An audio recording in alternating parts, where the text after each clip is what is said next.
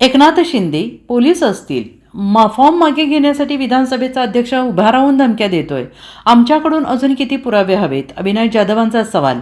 Form मागे घेण्यासाठी विधानसभेचा अध्यक्ष उभा राहून धमक्या देतो, तरी तुम्हाला अजून किती पुरावे हवे आहेत आमच्याकडून? निवडणूक बरोबर चाललेली आहे, यात कुठलाही दबाव नाही असं म्हणत असाल तर कसं चालेल, अशी विचारणा मनसे नेते अविनाश जाधव यांनी केली आहे. मनसे आज बिनविरोध पायंड्यांवर निवडणूक आयोगात जाणार आहे. या 68 जागांचा निकाल जोपर्यंत चौकशी पूर्ण होत नाही तोपर्यंत राखून ठेवावा अशी मागणी करणार असल्याचं ते म्हणाले आहेत. देशातील निवडणूक यंत्रणा पुढील पिढ्यांसाठी सुरक्षित राहावी यासाठी आम्ही इथे आलेलो आहोत.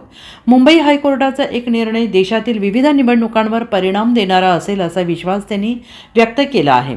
नोटा ऑप्शनचा जर वापर केला तर आत्ताच्या घडीला या सर्व जागांवर किमान 1000 मतं यांच्या विरोधात पडतील, परंतु हे सगळं निवडणूक यंत्रणेला करायचं नसल्याचं ते म्हणाले आहेत. उमेदवार एकनाथ शिंदे यांच्या घरी चालत गेला, एक पोलीस अधिकारी सोबत चालत गेला. तो पैशाच्या गंगेत आंघोळ करायला गेला होता का? तो निघून डायरेक्ट गेला आणि अर्ज मागे घेतला, याचा अर्थ काय असंही ते म्हणाले आहेत. नार्वेकर असतील, एकनाथ शिंदे असतील, त्यांची टीम असतील, पोलीस अधिकारी असतील, आता एवढे सगळे प्रूफ दिल्यानंतरही जर तुम्ही म्हणत असाल की सगळं व्यवस्थित आहे तर कसं चालेल, असंही ते म्हणाले आहेत. असं वाटतं की मागील 2-3 दिवसात बिनविरोधच्या विरोधात जे काय महाराष्ट्रात घडतं आहे त्याच्या बाबतीमध्ये आमच्याकडे अनेक प्रूफ आहेत आणि काल निवडणूक आयोगाने देखील याची चौकशी लावलेली आहे. तर फक्त त्याची चौकशी लावून होणार नाही, कारण जे आरओ आहेत किंवा जे जिल्हाधिकारी आहेत यांनीच आधीपासून या सगळ्या गोष्टीमध्ये त्यांची इन्व्हॉल्वमेंट आहे. तर या सगळ्याची चौकशी ही निवृत्ती न्यायाधीशांच्या मार्फत व्हावी किंवा हायकोर्टाच्या निगराणीत व्हावी अशी याचिका आज आम्ही दाखल करतोय. आणि जर खरंच न्याय द्यायचा असेल तर मला असं वाटतं की यात एका वेगळ्या संस्थेकडनं ही सगळी चौकशी व्हावी आणि तोपर्यंत हा संपूर्ण निकाल हा राखून ठेवला पाहिजे.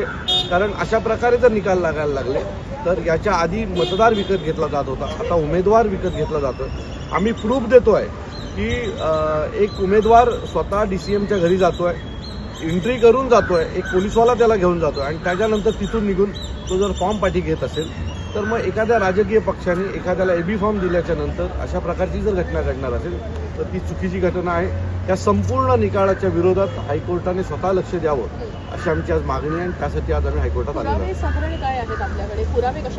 बघा, आमच्याकडे बरेचसे पुरावे आहेत. एक तर आरोनी केलेला तिथला तो घोळ की आम्ही एका केसमध्ये आम्ही ऑलरेडी नियम असा सांगतो की स्क्रुटनी सुरू व्हायच्या अर्धा तास आधी तुम्हाला ते जे जमलेले फॉर्म आहेत ते बाहेर डिस्प्ले करायचे असतात. ते फॉर्म चेक करून उमेदवार त्याच्यावर ऑब्जेक्शन घेतो. पण त्या बाईने तो फॉर्म लावलाच नाही. तो फॉर्म लावला 3:30 वाजता. 3:30 वाजता तो फॉर्म लावला. तर त्यात जेव्हा तो फॉर्म लावला त्यावेळेला लोकांनी चेक केल्यावर त्यात अनेक ठिकाणी निरंकाचा जो कॉलम असतो तो भरलाच गेला नव्हता आणि तो भरला नसेल तर ती जागा बाद होते, तो अर्ज बाद होतो. मग आम्ही तिथे गोंधळ घातल्यावर त्या महिलेने सांगितलं नाही ऑलरेडी माझ्याकडे तो आलेला आहे पण मी लावायला विसरलो. म्हणजे ऑलरेडी त्या महिलेनी जे 10:30 वाजता फॉर्म लावायला पाहिजे होते ते 3:30 वाजता लावले. 3:30 वाजता लावलेल्या फॉर्ममध्ये देखील मी ते लावायला विसरलो असं तिचं मत होतं.